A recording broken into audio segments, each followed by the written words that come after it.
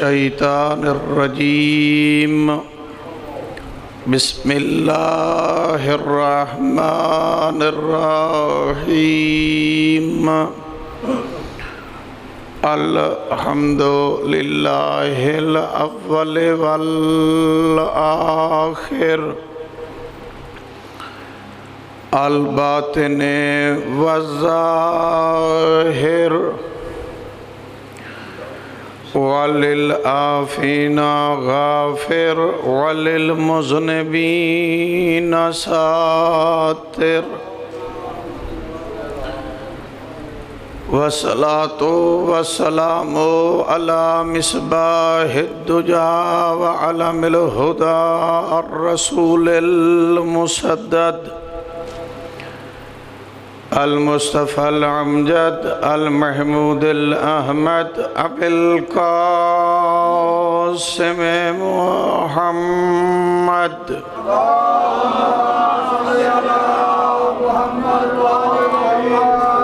وعلى آله الطيبين الطاهرين المعصومين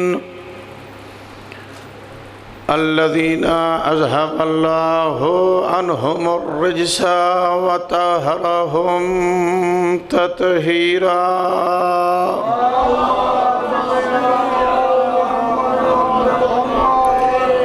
ورحمة الله على شيعتهم ومحبيهم ومواليهم ولعنة الله على أعدائهم ومنكر فضائلهم وغاصب حقوقهم أجمعين أما بعد فقد قال الله عز وجل في محكم كتابه المبين وهو أصدق القائلين بسم الله الرحمن الرحيم لقد من الله على المؤمنين إذ بعث رسولا منهم صلوات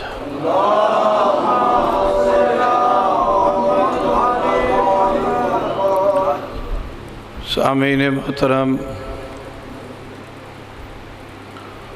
لم یزل ولا یزال خالق آپ کا مظلوم کربلا کی پرساداری عزاداری میں شریک ہونا نصرت امام میں شمار فرمائے۔ مالک دو جہان جو صاحب اس نیت سے اپنے گھر سے چل کے آتا ہے کہ 1400 سال پہلے کا جو استغاثہ تھا اس استغاثے کو لبیک کہوں، کربلا سے جو درس ملا ہے اسے وصول کروں، کربلا سے جو ہدایت ملی ہے اسے حاصل کروں، تو اللہ ہر قدم پہ آپ کے ڈھیر سارے گناہوں کو معاف فرماتا ہے۔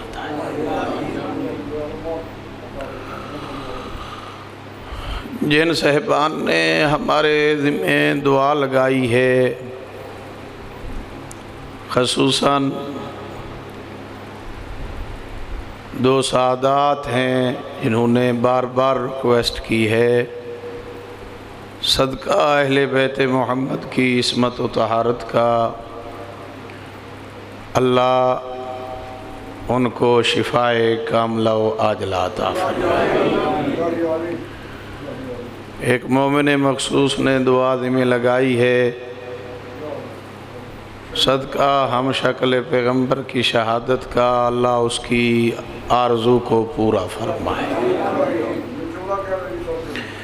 جتنے مومنین و مومنات نے ہمارے ذمہ دعائیں لگائی ہیں یا آپ بھی اپنے ذہنوں میں اپنے دلوں میں دعائیں رکھ کے بیٹھے ہیں، ان ایام عزا کے صدقہ میں آپ سب کی حاجات کو اللہ پورا فرمائے۔ بانیان عشرہ محرم الحرام علی رضا جعفری صاحب اور ان کا پورا خانوادہ، امام حسین علیہ السلام، ان کی تمام سعی و محنت کو اپنی بارگاہ میں قبول فرمائے اور ان کے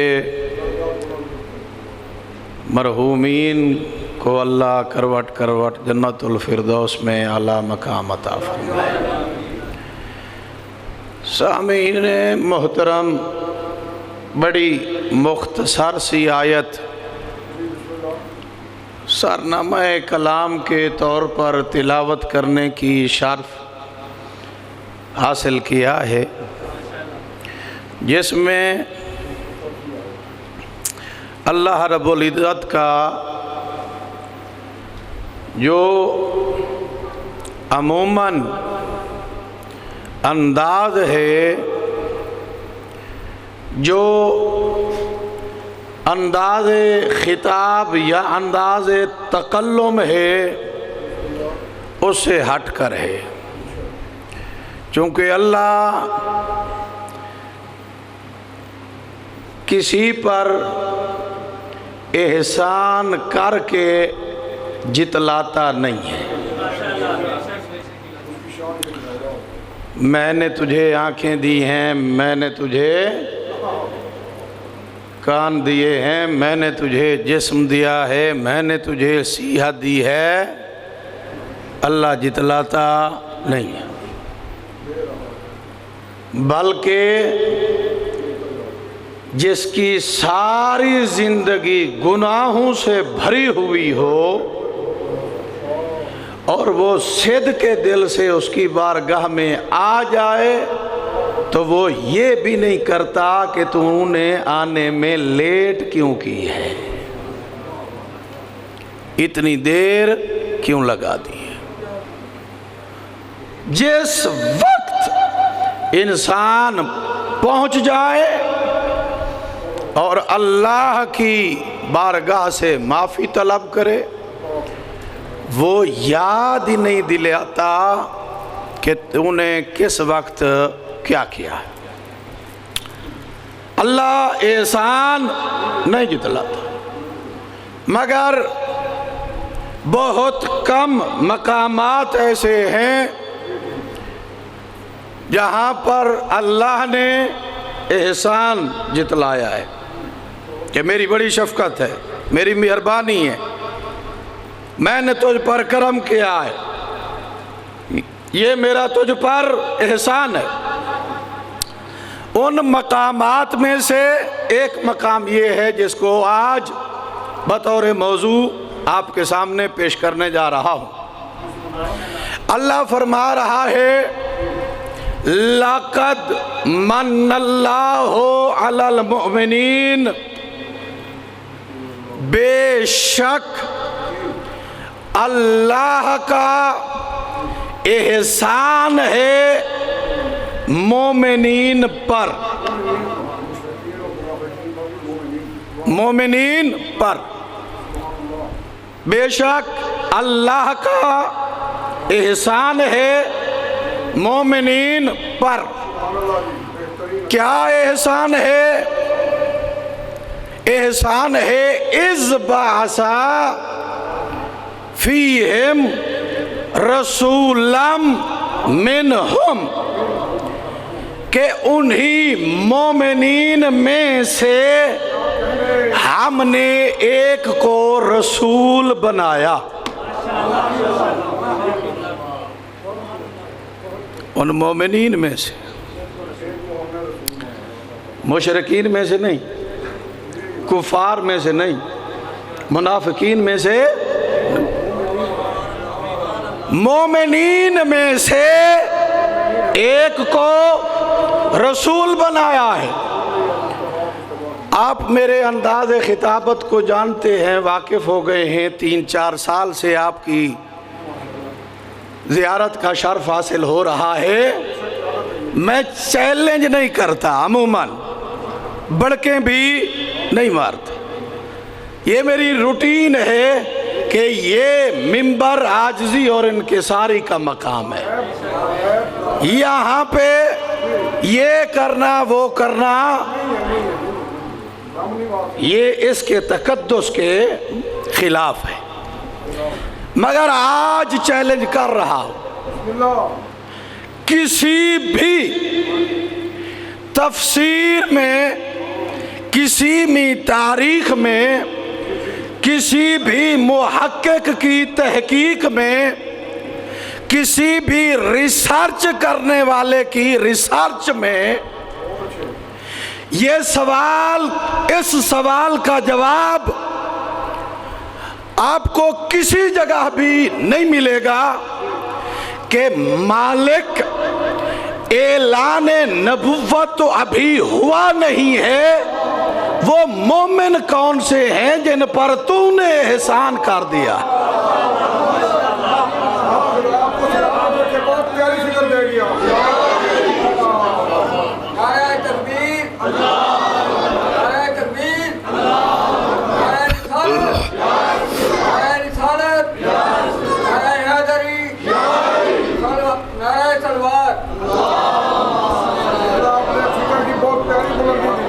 اعلان نبوت ظاہراً کیا ہے 40 سال بعد۔ یہ 40 سال تک کون سے مومن تھے پیغمبر کے ساتھ جن پر اللہ نے احسان کیا ہے کہ ان میں سے ایک کو بطور رسول کے چنا ہے، اور اللہ نے ان مومنین کو ایسے نہیں کہ مبہم چھوڑ دیا ہے، یہ مالک کا انداز ہی نہیں۔ 2 مقامات پر اللہ نے ان مومنین کو آشکار کیا ہے، ان کا اعلان کیا ہے کہ یہ وہ تھے جن پر ہم نے احسان کیا۔ آپ کو پتا ہے کہ مومن 1، مومنان 2، مومنین کم از کم 3 پر، 3 تھے یا 3 سے زیادہ تھے، کم از کم 3 تھے۔ آپ 3 سے 1 بھی کم کریں تو وہ عرب کی نحو کی دنیا میں جمع نہیں رہے گا، اسے تثنیہ کہا جاتا ہے۔ مالک وہ کون سے مومن ہیں جن پر تو نے احسان کر دیا ہے، اور تیری عادت ہے تو احسان کر کے جتلاتا نہیں ہے، اور پھر تو جتلا بھی رہا ہے۔ اگر احسان کر بھی دیا تھا تو جتلانے کی ضرورت کیا تھی؟ کہا چونکہ ان کا مجھ پر احسان تھا،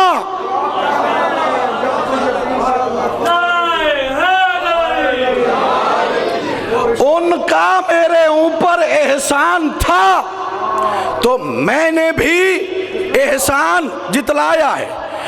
اگر تم نے اس دنیا اور زمین پہ رہ کر جو کام میرا بنتا تھا وہ تم نے انجام دیا، تو اب ہم نے بھی اپنی طرف سے تمہیں انعام دیا، اس کا اعلان فرمایا۔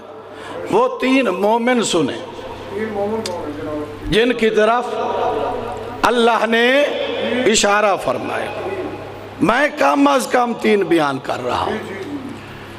پہلا مومن، قرآن مجید سورہ ضحیٰ اللہ ارشاد فرما رہا ہے میرا حبیب علم یجد کا یتیمن فآوا،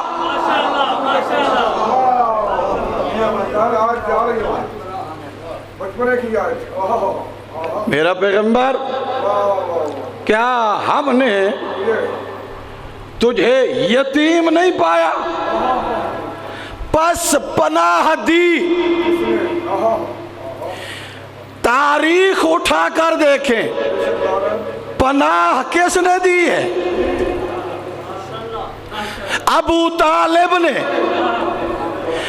ارے عقل کے اندھے اپنی عقل کا علاج کرا، جس کے فعل کو، جس کے عمل کو اللہ اپنا عمل کہہ رہا ہے، اس کے ایمان میں تو شک کرتا ہے۔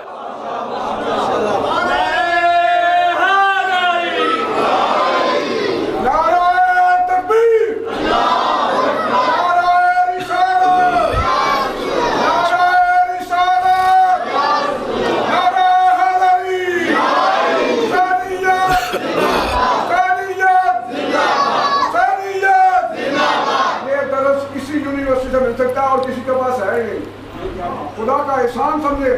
نعرہ صلوات۔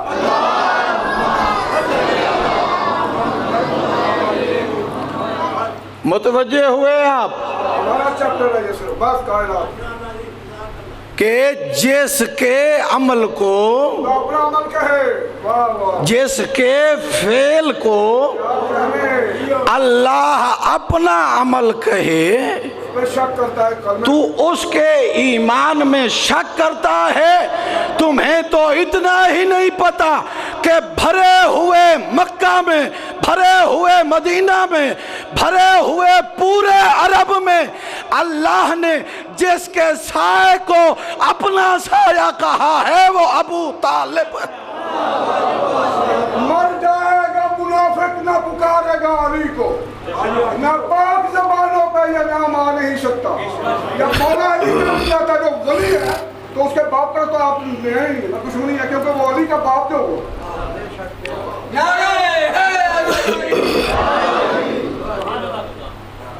علم یجد کا یتیمن فآوا، یتیم کے ڈھیر سارے معانی ہیں لغت عرب میں۔ بسا اوقات یتیم اس معنی کے لیے بھی استعمال ہوتا ہے کہ ایسا گوہر نایاب جو کائنات میں ناپید ہو، مل ہی نہ سکتا۔ اللہ ارشاد فرما رہا ہے کہ اے محمد تو گوہر نایاب تھا، اور ہم نے تجھے وہاں پہنچایا ہے جو ہمارا امین تھا۔ چونکہ یہ اللہ کی امانت ہے یا نہیں؟ پیغمبر کے اللہ کی طرف سے امین ہونے میں عام میں سے کسی کو شک ہے؟ یہ اللہ کی امانت ہے جسے تحفظ دینا ہے کفار سے، مشرکین سے۔ اللہ نے اپنی امانت کا تحفظ کروایا ہے، تو وہ جناب ابو طالب سے۔ میں تو اکثر کہا کرتا ہوں کہ بھولے لوگ ہیں جو ابو طالب پر گفتگو کرتے ہیں، اسلام پر۔ بھولے لوگ ہیں، سادہ لوگ ہیں، یا جان بوجھ کر فتنہ گری کرتے ہیں۔ مجھے افسوس اس بات پہ ہوتا ہے کہ 25 سال کی عمر میں ابھی آپ کے عقیدے کے متعلق نبی نے اعلان نبوت کیا ہی نہیں ہے، اور اس کے پاس نبوت تھی ہی نہیں۔ ہمارے نظریے میں النبی و نبیہ ولو کانا صبیہ، نبی نبی ہوتا ہے ولاؤ وہ ماں کی گودی میں ہی کیوں نہ ہو. اگر عیسیٰ میرے محمد کا ایک امتی نبی ہو کر اپنی ماں کی عصمت کی گواہی دے سکتا ہے تو محمد کیسے 40 سال تک بغیر نبوت کے رہ سکتے؟ نبی ہے، ہمارے نظریے میں نبی ہے. تیرے عقیدے متعلق نبوت ظاہری طور پر نہیں تھی. 25 سال کی عمر تھی، پیغمبر تجارت کے لیے گئے، تجارت سے خاطر خواہ منافع حاصل کیا. یہ ہمارا موضوع نہیں ہے. پیغمبر واپس آئے، رشتے کی آفر آئی، پیغمبر نے ہاں کر دی. پیغمبر نے اپنا وکیل مقرر کیا ابو طالب کو. ابھی نہ قرآن نازل ہوا ہے، نہ کوئی حدیث پیغمبر اس زمانے کی موجود ہے، اور نہ ہی کسی قسم کا آپ دین اسلام ثابت کر سکتے ہیں. مجھے اتنا بتا کہ رحمت للعالمین اپنا وکیل بنا کے جا رہے ہیں، اور پھر وکالت بھی کوئی چھوٹی موٹی نہیں، اپنے نکاح کا وکیل.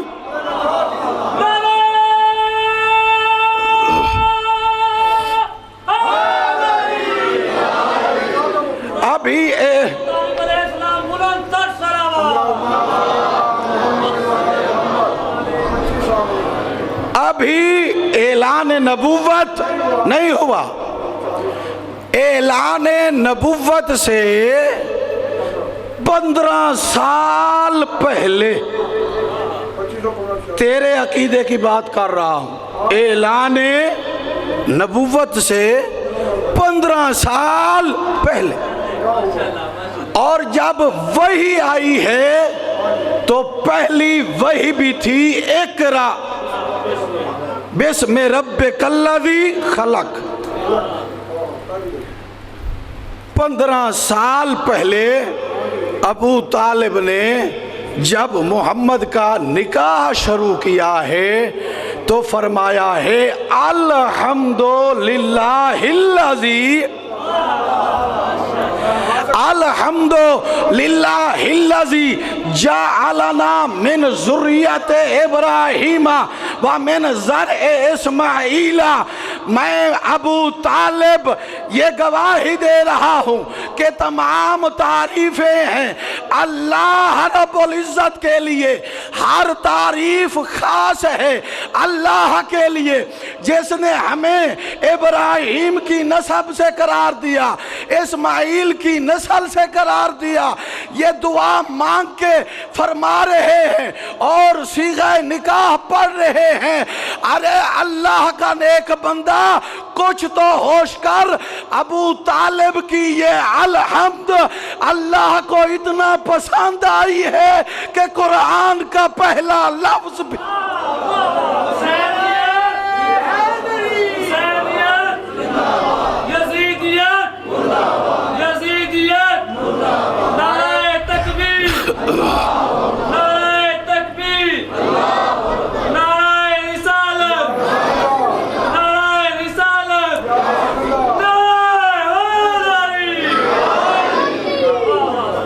دن میں 5 مرتبہ مالک کی بارگاہ میں کھڑا ہوتا ہے.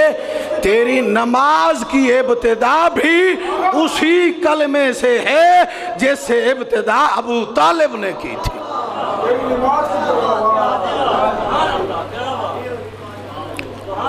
اور اگر کسی کو شک گزرے تو ایک نہیں کتابوں کا ڈھیر لگائیں گے کہ ابو طالب نے یہ فکرے کہے ہیں.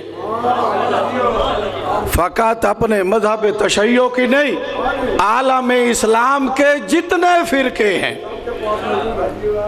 کسی کو اس بات پر اعتراض نہیں ہے. یہ الحمدللہ الذی ابو طالب کو کس نے سکھایا تھا؟ اسے کس نے پڑھایا تھا؟ اور تو اتنی بڑا عظیم بندہ بن گیا ہے کہ وہ گھر جس میں آیات اترتی ہیں، وہ گھر جو پورے مکے اور مدینے کا اشرف ترین گھر ہے، وہ گھر جو مکے اور مدینے کا عزت ترین معزز ترین قبیلہ ہے، معزز ترین گھر ہے، تو اتنی شریف ہے، اتنی پرہیزگار ہے کہ آل محمد کے ہوتے ہوئے، اہل بیت کے ہوتے ہوئے، تو ابو طالب کے آخری وقت میں ان کے گھر بھی پہنچ جاتا ہے، تمہیں کان والی بات سنائی دے جاتی ہے، اعلان غدیر والی بات نہیں سنائی دیتی۔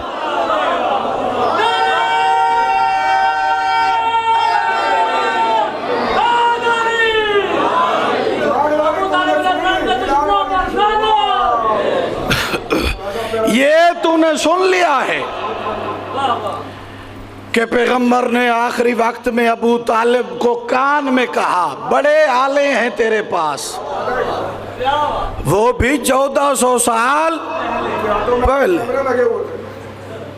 تو نے رسول کو دیکھ بھی لیا، اور رسول نے جو کان میں بات کی ہے وہ بھی تو نے سن لی۔ رسول نے اچھی کان میں بات کی ہے جو تو نے سن لی ہے۔ صاحبان، ابو طالب کے متعلق گفتگو کرنا منطق اور فلسفے کی روشنی میں، تاریخ کے پس منظر میں، تفسیر کے انداز میں، قرآن کی زبان میں، پیغمبر کی زبان میں، اگر کسی نے ابو طالب کو دیکھنا ہے، تیرا اسلام مرہون منت ہے اور ابو طالب محسن اسلام ہے۔ نعرہ تکبیر، نعرہ رسالت، نعرہ حیدری، حسینیت، حسینیت، جدیدیت، جدیدیت، نعرہ سلوات۔ وکیل صاحب بالکل چھوٹا سا طالب علم، بالکل ہمارے وکیل صاحب بیٹھے ہوئے، میں ان سے اجازت لے کر ہمیں تو پوچھتے ہیں مولا علی کے باپ کا کہ انہوں نے کلمہ نہیں پڑھا تھا، جو آپ مانتے ہو خلیفہ راشدین، ان کا باپ کو بتا دو، بتاؤ کس نے کلمہ پڑھا تھا؟ اب بچے بیٹھے ہوئے، میں کھل کے نہیں کہتا، اشارہ کر، ان کا ختنہ ثابت کر سکتے ہیں اپنی کتابوں میں؟ ہم سے پوچھتے ہو کہ ابو طالب کون ہے؟ نعرہ تکبیر، نعرہ رسالت، نعرہ حیدری، یہ ولی اللہ ہے، ولی اللہ، ان کو ولایت ملی ہے، معراج پہ یہ جا سکتے ہیں، میں اور تو میرا باپ نہیں جا سکتے۔ میں نے اجازت لے لیا، 2 منٹ حال بات کی۔ درود پڑھیں بآواز بلند۔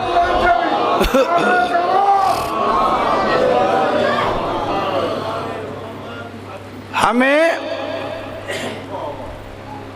اخلاق اہل بیت کو مد نظر رکھتے ہوئے ہر گفتگو کرنی چاہیے، مثبت انداز میں اپنا ہر پیغام پہنچاؤ۔ اگر آپ کا جی چاہ رہا ہو تو میں ابو طالب کی 2 فضیلتیں اور بیان کر دوں۔ درود پڑھیے بآواز بلند۔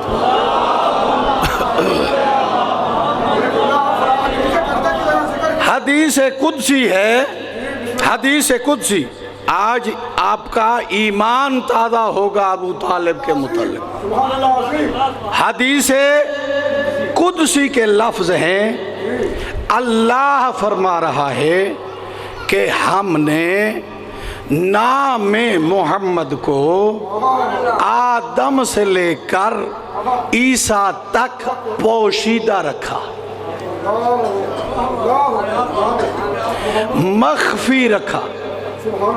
ہم نے نام محمد کو مخفی رکھا، چھپائے رکھا، کیونکہ یہ پہلا نام تھا انسانیت کی تاریخ میں جو محمد رکھا جا رہا تھا۔ اس سے پہلے کوئی نام محمد نہیں ہے۔ اللہ فرما رہا ہے کہ ہم نے نام محمد کو آدم سے لے کر عیسیٰ تک مخفی رکھا، پوشیدہ رکھا۔ اب جب حضرت محمد اس دنیا میں آئے تو حضرت عبد المطلب نے اپنے پوتے کو اٹھایا ہوا تھا، کبھی دائیں رخسارے پہ بوسہ دیتے، کبھی بائیں رخسارے پہ بوسہ دیتے، بڑے خوش کھڑے ہوئے تھے۔ حضرت ابو طالب آئے، کہا بابا جان عبداللہ کا بیٹا کتنا حسین ہے، عبداللہ کا بیٹا کتنی مبارک ہے، عبداللہ کا بیٹا کتنی خوبصورت ہے۔ اللہ نے ہم پر احسان فرمایا ہے کہ عبداللہ کی نشانی آ گئی ہمارے پاس، بابا اس کا کوئی نام رکھا ہے؟ عبد المطلب نے فرمایا بیٹا ابھی دیکھ رہا ہوں کہ عبداللہ کے بیٹے کے لیے نام کون سا رکھوں، لیکن ابھی تک نام رکھا نہیں ہے۔ حضرت ابو طالب نے اپنے بابا سے عرض کی، بابا اگر مجھے اجازت ہو تو میں اپنے بھتیجے کا نام رکھ لوں۔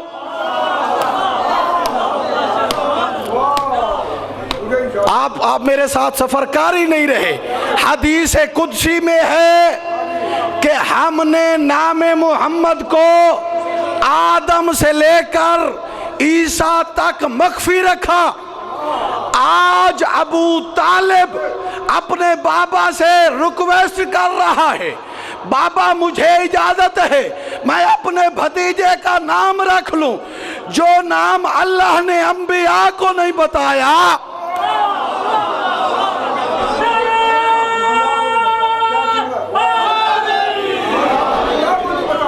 جو نام انبیاء نے نہ اپنی اولاد کا رکھا ہے، جو نام عالم انسانیت میں پہلی مرتبہ سنا جا رہا ہے، وہ نام ابو طالب تجویز فرما رہے ہیں کہ بابا اس کا نام رکھنا ہے محمد، تاکہ کل کو یہ نہ کہہ سکے کوئی کہ ابو طالب نے ہمارے باپ کے نام پہ نام رکھا، ہمارے ماموں کے نام پہ نام رکھا، ہمارے چچا کے نام پہ نام رکھا۔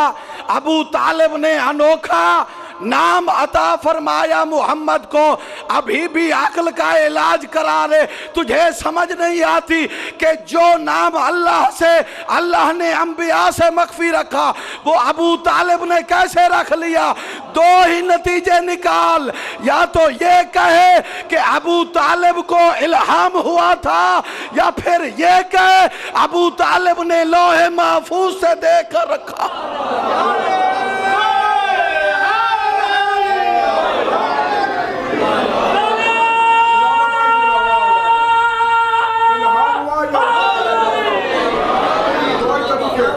دو ہی طریقے ہیں، یا الہام ہوا ہے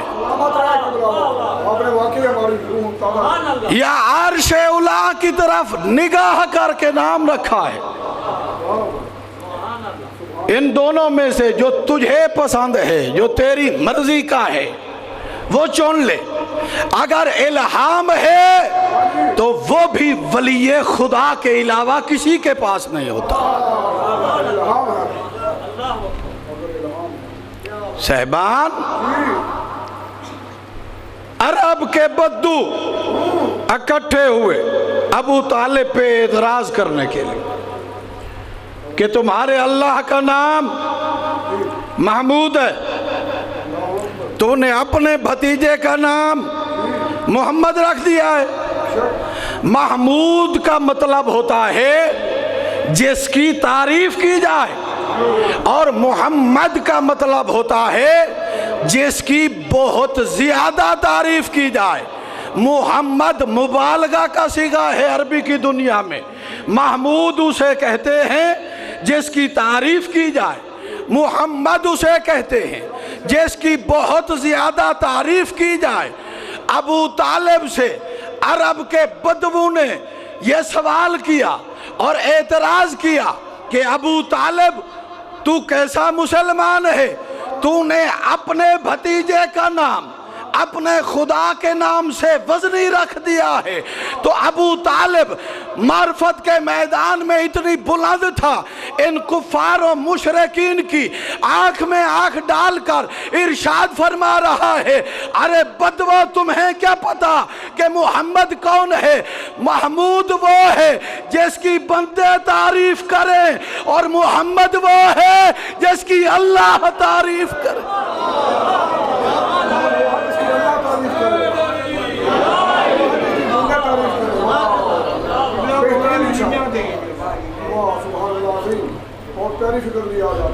بس عزادارو،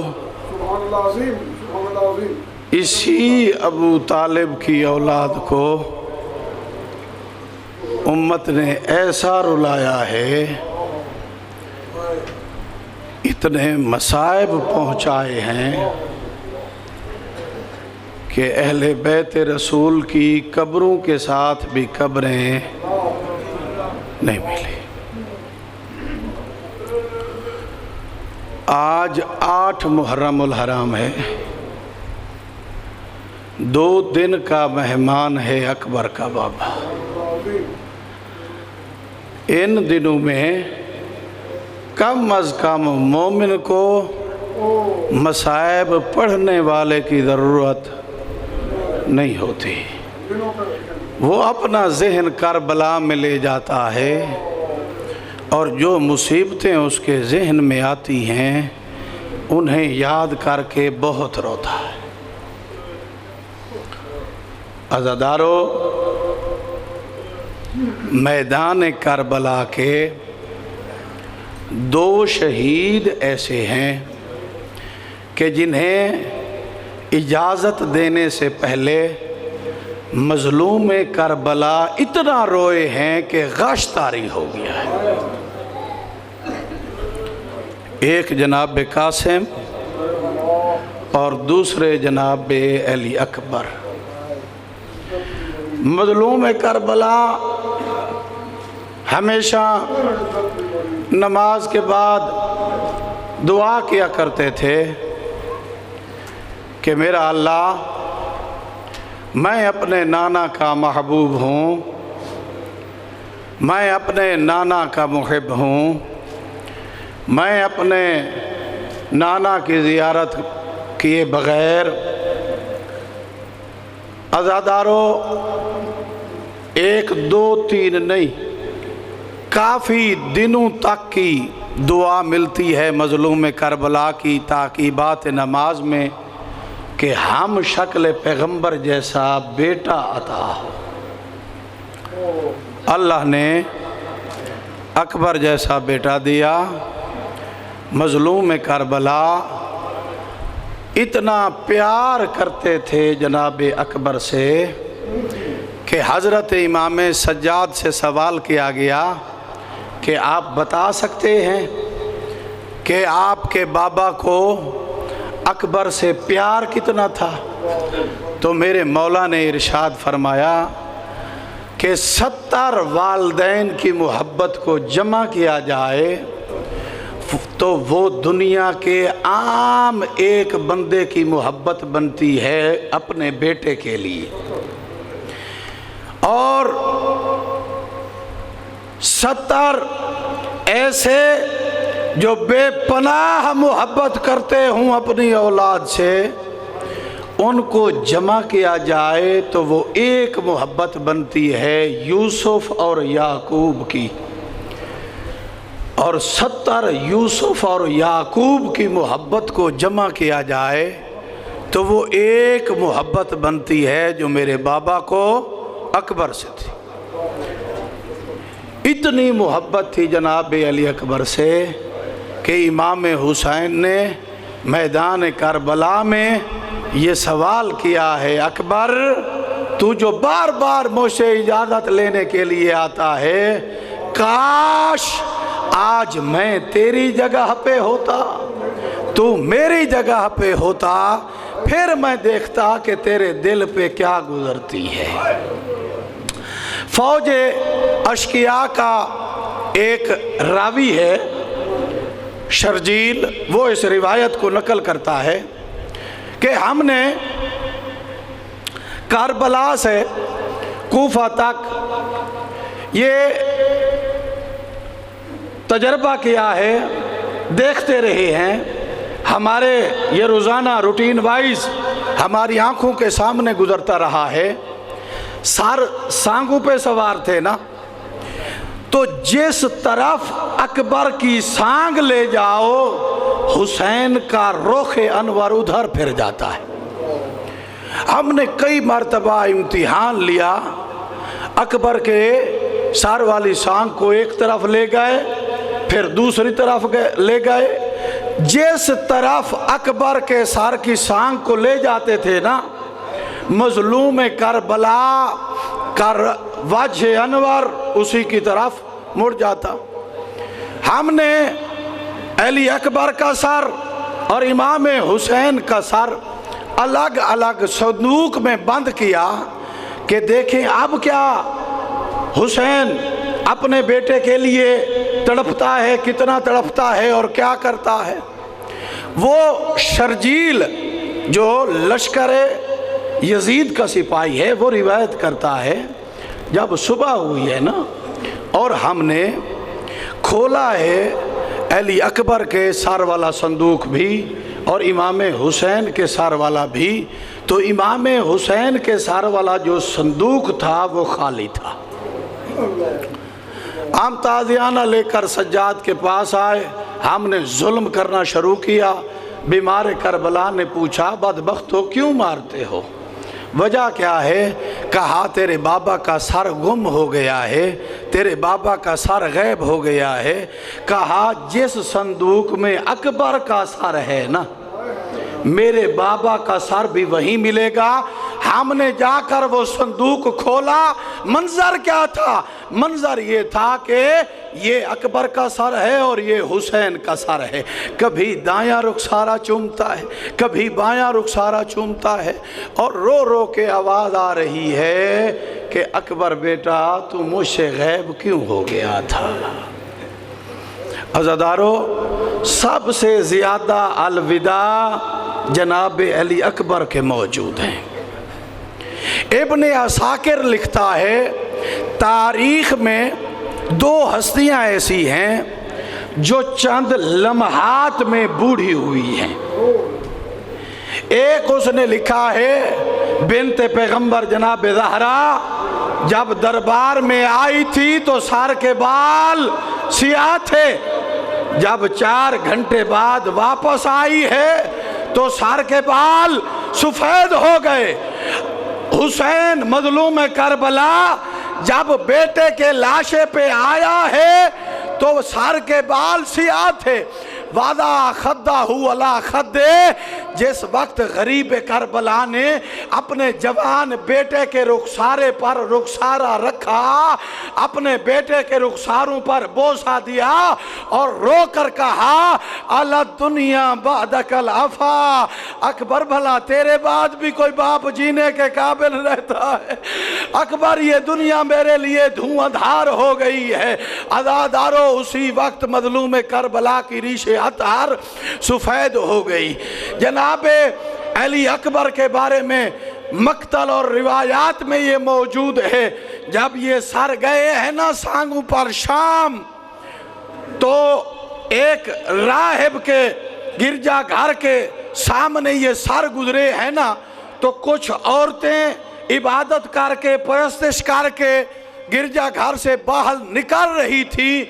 جو ہی اکبر کے سر پہ نظر پڑی نا تو انہوں نے کہا دعا کریں کہ جس وقت یہ جوان قتل ہوا ہے اس سے پہلے اس کی ماں مر گئی ہو۔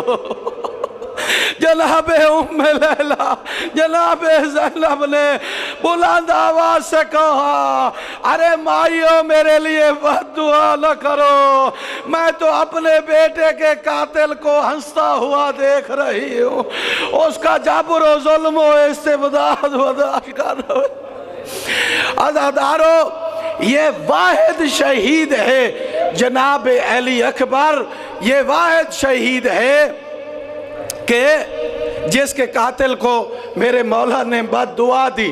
جب جناب علی اکبر نے یہ فرمایا نا کہ علیک السلام जनाब अली अकबर ने अस्सलामु अलैका या अबा अब्दुल्लाह नहीं कहा, चूंकि इस सलाम का जवाब देना वाजिब होता है। मौला अली अकबर ने कहा है अलैका सलाम या अबा अब्दुल्लाह। ओ मेरा बाबा, मैं जानता हूँ तू ज़ईफ़ हो चुका है, सुबह ते लाशें उठा उठा के थक चुका है, तू जख्मों से चूर चूर है। मैं आखिरी तेरा हम शक्ल पैगम्बर बेटा करबला का शहीद हूँ।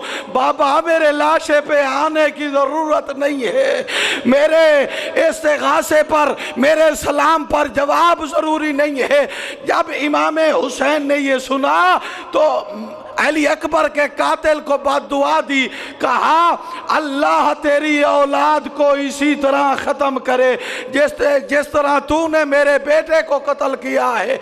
बस अज़ादारो, मज़लूम करबला ने 26वीं मर्तबा जनाब अली अकबर को इजाज़त दी मैदान करबला जाने के लिए और इरशाद फरमाया अल्लाहुम्मा शहद अला हाउलाइल कौम कद बरदा इलैहिम बेशबह रसूल का मंतकन व खलकन व खुलका। मेरा अल्लाह गवाह रहना, मैंने तेरे दीन के लिए इनके हवाले वो अपना बेटा किया है जो गुफ्तार में मोहम्मद जैसा है, जो सीरत में मोहम्मद जैसा है, जो अखलाक में मोहम्मद जैसा है, जो बोलने में मोहम्मद जैसा है। हम शक्ल पैगंबर, हम शक्ल नबी अपना बेटा भेज रहा हूँ। बस अज़ादारो, जनाब अली अकबर मैदान में आए, बेहतरीन जंग कर रहे थे, अजरकुम अलल्लाह, बेहतरीन अंदाज में अपने दादा की शुजाअत दिखा रहे थे कि एक बदबख्त ने कहा अकबर तू मैदान में जंग लड़ रहा है, तेरे खैमों पे हमला हो गया है। अकबर ने मुड़कर देखा, अकबर ने मुड़कर देखा तो एक कमीन गाह में बैठा हुआ मुनकेज, इसने कमीन गाह से जनाब अली अकबर को नेजा मारा। बस अज़ादारो, नेजे से अकबर जख्मी हुए मगर जीन पे बैठे रहे। वापस आए अपने बाबा के पास, कहा बाबा जान अकबर को जख्म खा गए हैं, अल अतश कद कतलनी, बाबा प्यास ने मुझे मार दिया है, अकबर जंग करने के काबिल नहीं रहा और मेरे बदन में ज़ौफ़ कमजोरी आ गई है। बाबा प्यासा हूँ, बाबा प्यासा हूँ, अजरकुम अलल्लाह। अज़ादारो, मेरे मौला ने क्या फरमाया, कहा उदखुल लिसानका फी फिया। ओ अकबर बेटा, अपनी जबान जरा मेरे मुंह में रख, शायद मुमकिन है तेरी प्यास बुझ जाए। अकबर ने जबान रखी, जल्दी से बाहर निकाल ली। कहा क्या हुआ, कहा लिसानो का अक्सर याब सुन मिन्नी। ओ मेरा मजलूम बाबा, ओ मेरा गरीब बाबा, ओ तेरी जबान तो मुझसे भी ज्यादा खुश्क है। ओ कहा जा रसूलुल्लाह तुझे कौसर पिलाएंगे, ओ बाबा अली तुम्हें कौसर पिलाएंगे। बस अज़ादारो, अजरकुम अलल्लाह, हुसैन की माँ आपकी शिफात करे, अल्लाह आपके गुनाहों को मुआफ फरमाए। अकबर दोबारा मैदान में आए, जंग कर रहे थे कि हसीन बिन नमीर ने ज़हर आलूद सर में मारी और एक गुर्ज माला। हम शक्ल पैगंबर शबीए नबी अजीम पर ना ठहर सका, अजीम जमीन की जीनत बना। बस अज़ादारो, मजलूम करबला अपने बेटे के लाशे पे आए, लाशे पे आते हुए मुतअद्दिद बार जमीन पे गिरे भी सही, उठे भी सही, अपने बेटे के लाशे पर आए। कहा अकबर तुझे खयाम में ले जाना है, और तेरी फूफियों को मिलाना है, और तेरी बहनों को मिलाना है। बस अज़ादारो, अकबर ने मजलूम करबला को सहारा दिया।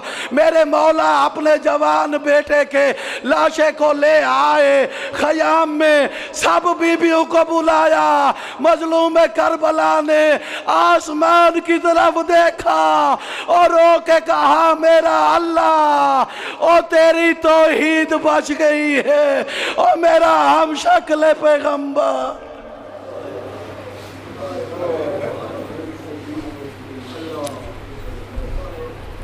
ماتم حسین بین سگڑا کتھے نہ مر جاوے ویخ دیراں تیریاں بین سگڑا کتھے نہ مر جاوے تیری راواں چبال کے دیوے آکے سگڑا ہے میرا ویر جیوے آکے سگڑا ہے میرا ویر جیوے مار چھڑیا تیری جدائی نے بین سگڑا نو تیرا غم کھاوے ویخ دیراں تیریاں ویریں بین سگڑا کتے نہ مر جاوے ویخ دیراں تیریاں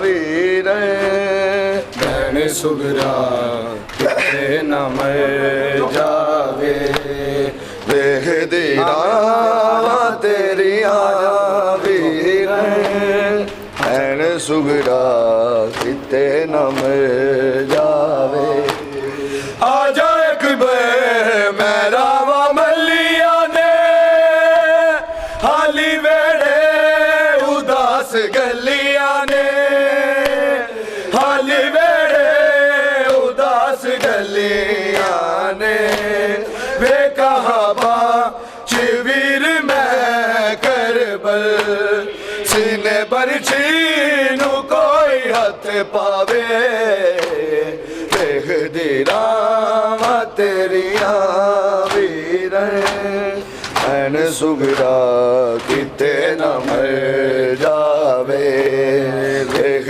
دیراں تیریاں ویریں بین سگڑا کتے نہ مر آخری اذان اکبر ویر سگڑا دا مہمان اکبر ویر سگڑا دا مہمان اکبر انا للہ حسین نے پڑھیا سن کے مالے لاروں دی کرلاوے ویخ دیراں تیریاں ویریں بین سگڑا کتے نہ مر جاوے ویخ دیراں تیریاں ویریں بین سگڑا کتے نہ مر جاوے ویخ دیراں تیریاں ویریں چبال کے دیوے آکے سگڑا ہے میرا ویر جیوے آکے سگڑا ہے میرا ویر جیوے مار چھڑیا تیری جدائی نے بین سگڑا نو تیرا غم کھاوے ویخ دیراں تیریاں ویریں بین سگڑا کتے نہ مر جاوے ویخ دیراں تیریاں ویریں بین سگڑا کتے نہ مر جاوے اے ہو منگدی دعا ہے ویلے ہر وطنا نو ویر مڑ آوے ویخ دیراں تیریاں ویریں بین سگڑا کتے نہ مر جاوے ویخ دیراں آجا جعفر جعفر بین سگڑا کتے نہ مر جاوے جعفر آخری اذان اکبر ویر سگڑا دا مہمان اکبر ویر سگڑا دا مہمان اکبر للہ حسین نے پڑھیا سن کے مولا لاروں دی کرلاوے ویکھ دی اللہم صلی علی محمد